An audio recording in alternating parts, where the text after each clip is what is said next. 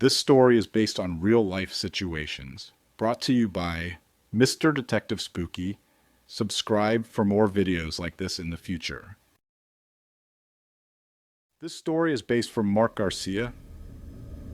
I've always had a fascination with the unknown. It's what drew me to the forest that morning, a dense, shadow-drenched expanse on the outskirts of my small town. Locals always warned about venturing too far, spinning tales of eerie noises and vanishing hikers. I dismissed them as folklore meant to keep kids out of trouble. But that day, armed with my camera and an insatiable curiosity, I decided to explore deeper than I ever had before. The air felt heavier as I walked. The further I went, the more the forest seemed to change. The sunlight, which initially filtered through the trees in soft beams, grew faint. Shadows stretched unnaturally long, and the silence, save for the crunch of leaves underfoot, felt oppressive.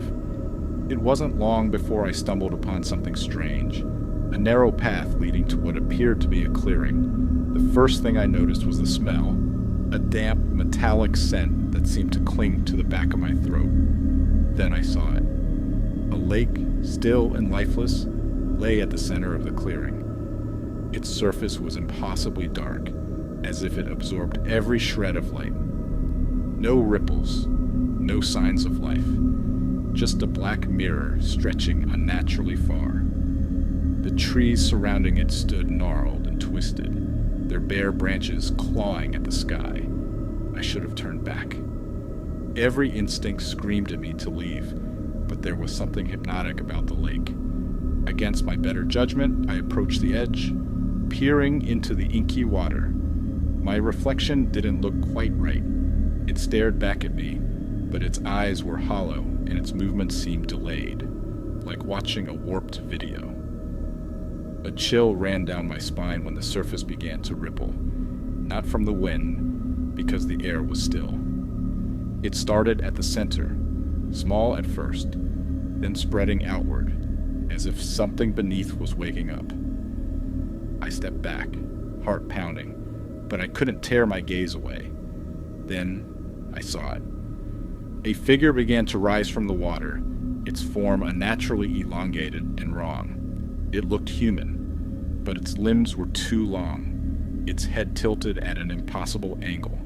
Its face, or what should have been a face, was blank, featureless, save for two deep indentations where eyes might have been. It didn't move toward me, but I could feel its gaze, cold and all-consuming. My legs finally obeyed my brain's desperate commands, and I stumbled backward, nearly tripping over roots as I fled. The forest seemed to come alive as I ran, branches snagging at my clothes and roots threatening to trip me. When I finally burst out of the woods, gasping for air, I turned to look back. The forest was quiet again, the path I had taken completely gone.